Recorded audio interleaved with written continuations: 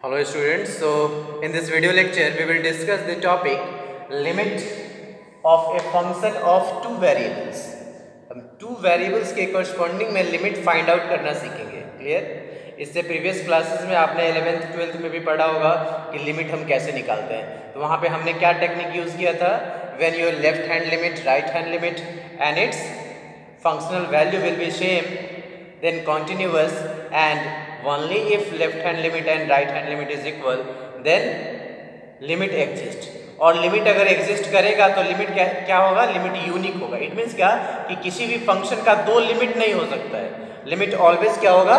Unique होगा. Okay, तो अब हम यहाँ दो वेरिएबल्स में पढ़ेंगे. आपने स्टार्टिंग के क्लासेस में 11th 12th में जो पढ़ा होगा वो सिंगल वेरिएबल का पढ़ा होगा, और यहाँ हम डबल वेरिएबल में लिमिट की डेफिनेशन देखेंगे और कुछ क्वेश्चंस भी करेंगे.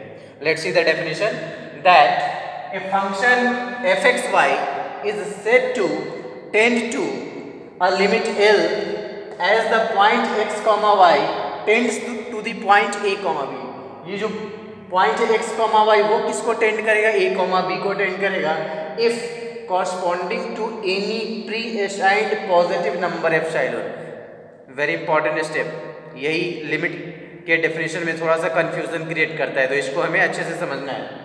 क्या कह रहा है? Corresponding to any pre assigned positive number epsilon however small we can find a positive number del depending on epsilon such that f of x comma y minus l less than epsilon for all x comma y. इसकी value क्या होगा? Epsilon से भी छोटी होगी for all x comma y and for which modulus of x minus a less than del and modulus of y minus b less than del.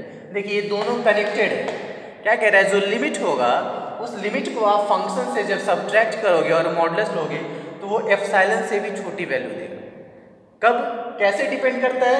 When this x minus a corresponding two point a comma b, x minus a ये क्या होना चाहिए? Del से छोटा होना चाहिए, and y minus b also should be less than del. Clear?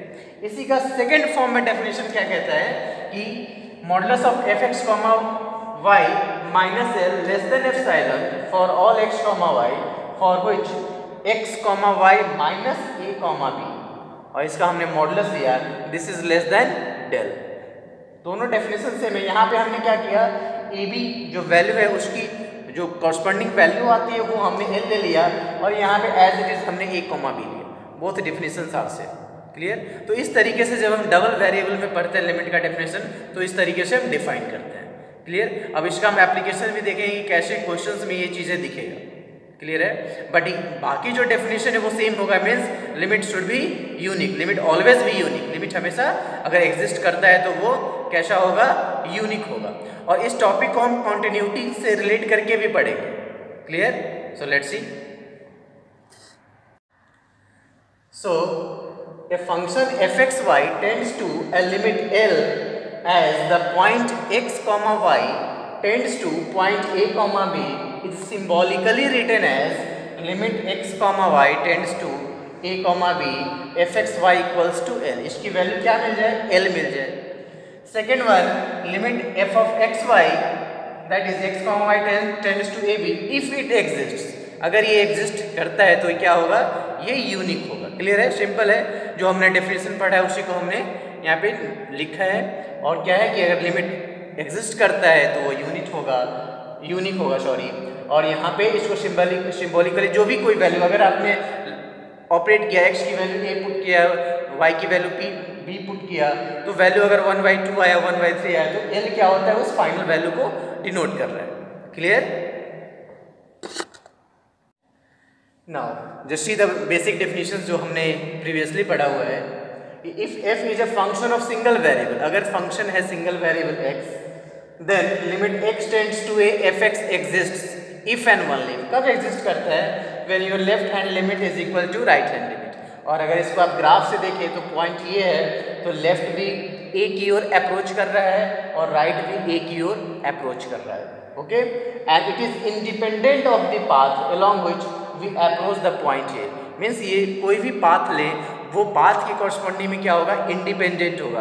हमने ये पाथ को लेकर डेफिनेशन इसलिए बताया है कि जब हम क्वेश्चन करेंगे तो बहुत सारे क्वेश्चंस में हम यही टेक्निक लगाते हैं, पाथ यूज़ करते हैं। और अगर वो पाथ में हमारा,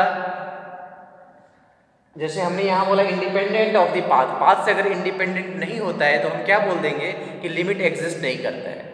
क्लियर है? तो अब इसका हम दो वेरिएबल में भी देखते हैं, लेट्स सी।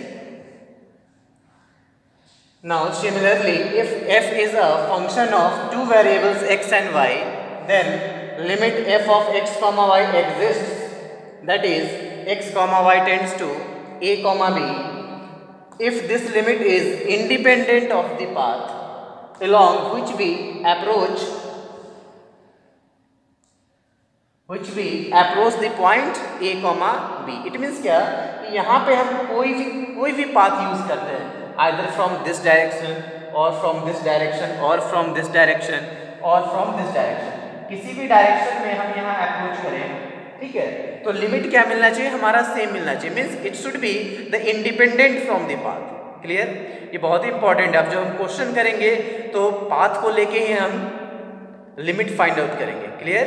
तो ये हमें ध्यान में रखना है कि अगर लिमिट एग्जिस्ट करता है तो आप कोई सा भी पाथ अप्रोच करो, your limit will be unique and that will be independent from the path. वही हमने लिखा भी है, if f is a function of two variables x and y, then limit f of x comma y exist if this limit is independent of the path. Means किसी भी path से हम approach करें वो हमारा क्या होना चाहिए, इंडिपेंडेंट होना चाहिए, पाथ का उस पर कोई इफेक्ट नहीं होना चाहिए। कैसे भी आप अप्रोच करोगे लिमिट सेम मिलना चाहिए। ओके, तो अब हम स्टूडेंट्स क्वेश्चन की ओर बढ़ते हैं, इससे रिलेटेड क्वेश्चंस सॉल्व करते हैं।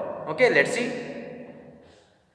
सो question is let f from r square to r be defined by f of x comma y equals to xy upon x square plus y square, where x comma y not equals to 0 comma 0 and fxy equals to 0 when x comma y equals to 0 comma 0. Clear? Prove that limit of this one means fxy x comma y tending to 0 comma 0 does not exist. ये हमें दिखाना है क्या कि इसका limit exist नहीं करता है। क्लियर? तो हम कोई भी पाथ अगर चूज करेंगे तो वो पाथ से उसका रिलेशन नहीं होगा। अगर वो इंडिपेंडेंट होता है तो वहाँ से हम लिमिट कैलकुलेट कर सकते हैं, और अगर वो इंडिपेंडेंट नहीं होता है तो लिमिट एग्जिस्ट नहीं करेगा। Clear? So let's see here f of x comma y equals to xy upon x square plus y square. Clear? Now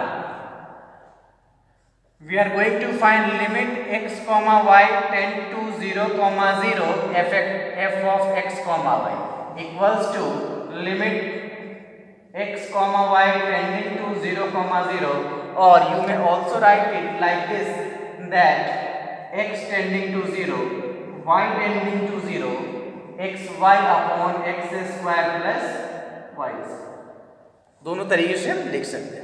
अब हम यहाँ पाथ चूज कर रहे हैं, हमने पाथ चूज किया, suppose y equals to mx, let y equals to mx, ये भी एक पाथ होगा। क्लियर है? y इक्वल्स टू mx ये एक हमारा पाथ होगा। अब y इक्वल्स टू mx हमने इसमें पुट कर दिया, तो क्या हुआ, दिस इज लिमिट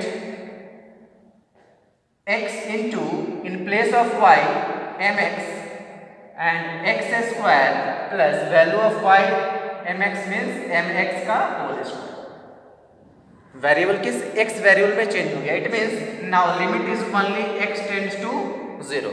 क्लियर? अब इसको हम सॉल्व कर लें।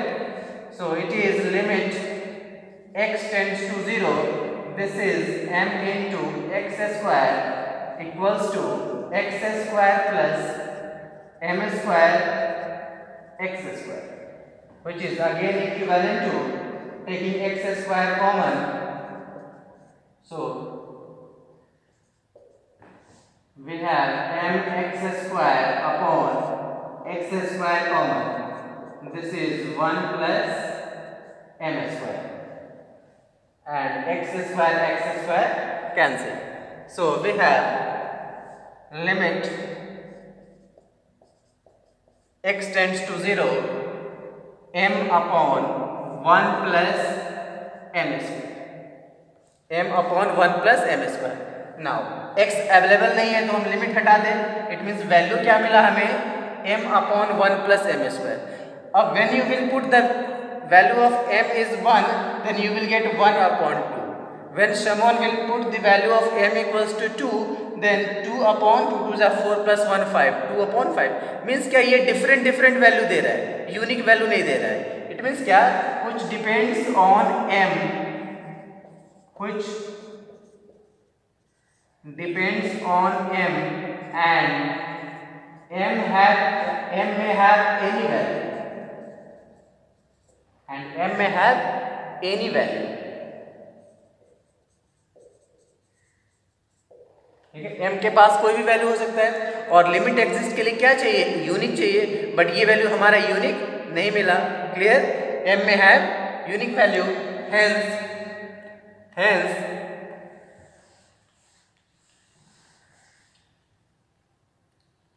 if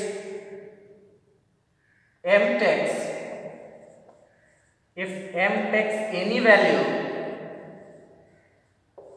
then it doesn't have unique value, then it doesn't have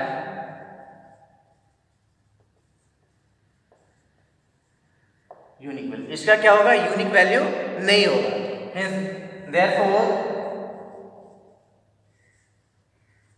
therefore limit doesn't exist, therefore limit doesn't exist।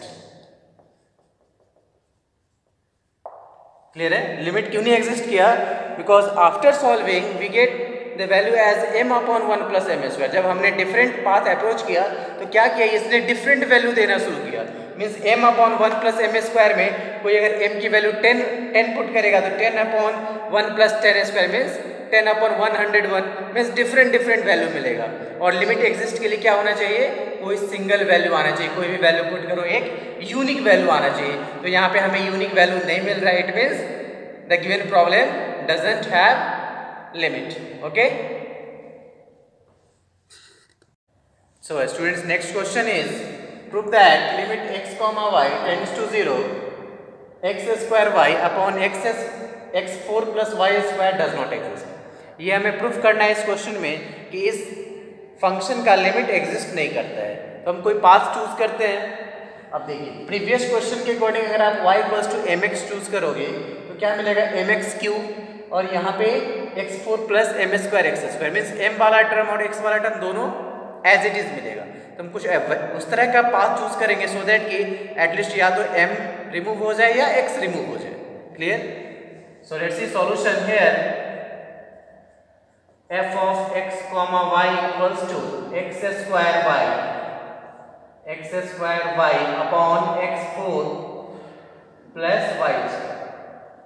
इसके लिए हमने पाथ चूज किया, let x equals to m root y और root my, x equals to root under m into y, so that when you will put here root m का square, that is m into y square। clear, that x equals to root my put करोगे तो क्या मिलेगा, ये root m का square m and here is y, and again here x equals to m root y। Apply करते हैं तो क्या मिलेगा, this is limit x comma y tends to 0 comma 0, here x square y upon x4 plus y square। so we have limit, in place of x we have root under my का square into y upon x4, that is root m into y to the power 4, y to the power 4 plus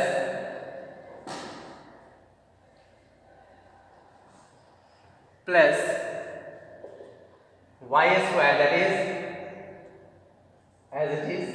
now here you will get root m का square m, so this is my cube and here is root m to the power 4, that is m square y 4। Again यहाँ पे power में problem है, तो अब क्या करें, इसके अकॉर्डिंग हम पाथ अगर चूज करते हैं x equals to m root y, if you will choose x equals to m root y, तो क्या मिलेगा चेक कीजिए.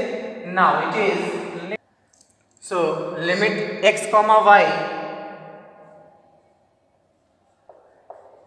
x comma y tends to 0 0, x equals to m root y, so it becomes m root y का whole square into y upon x4, that is m root y to the power 4 plus y square.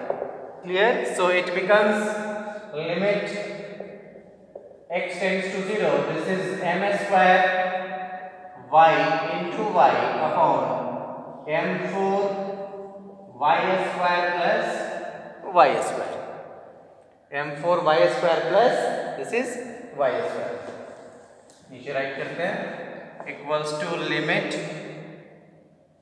और ये सारी value हमारी y में आ गई. So this is y tends to 0 and m square root y का square y into y upon m4 root y to the power 4 y square plus y square equals to limit y tends to 0 m square y square upon m y square common, this is m4 plus 1.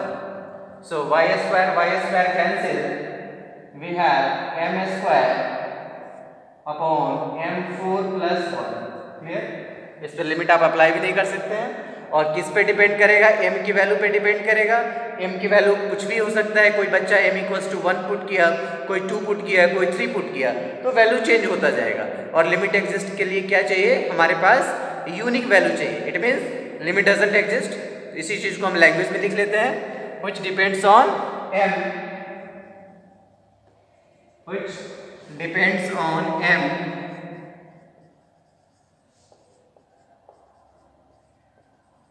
and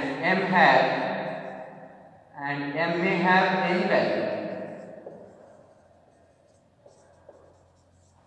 and m may have any value. Clear? Hence the limit of the above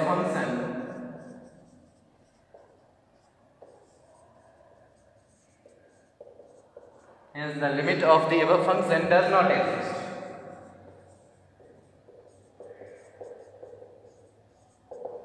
Clear? Hence the limit of the above function does not exist. तो बहुत ही simple है, हमें path choose करना है और ऐसे choose करना है सो दैट ये वैल्यू कैंसिल हो जाए. ये नहीं कि हम कुछ भी चूज कर लें. ये क्वेश्चन के अकॉर्डिंग हमें चेक करना है. जैसे हमने first time root m y लिया तो वो हमारे क्वेश्चंस के अकॉर्डिंग फिट नहीं बैठा. क्लियर? तो हमने क्या लिया अब m रूट y. तो वैसे आपको चूज करना है सो दैट कि या तो m वाला कैंसिल हो जाए या हमारा वेरिएबल कैंसिल हो जाए. अगर दोनों बचा रहेगा तो आप वहाँ पे लिमिट अप्लाई नहीं कर पाओगे. क्लियर? वेरी सिंपल है, बहुत ही आसान टॉपिक है लिमिट हमारा. क्लियर? नेक्स्ट जो हमारा वीडियो लेक्चर्स होगा वो कॉन्टिन्यूटी पे होगा और वो लिमिट से रिलेटेड होगा. क्योंकि आपने 11th-12th में भी पढ़ा होगा कि जब हम कंटिन्यूटी पढ़ते थे तो पहले लिमिट एग्जिस्ट होता था तो कंटिन्यूटी की ओर अप्रोच करते थे. Okay students, thank you.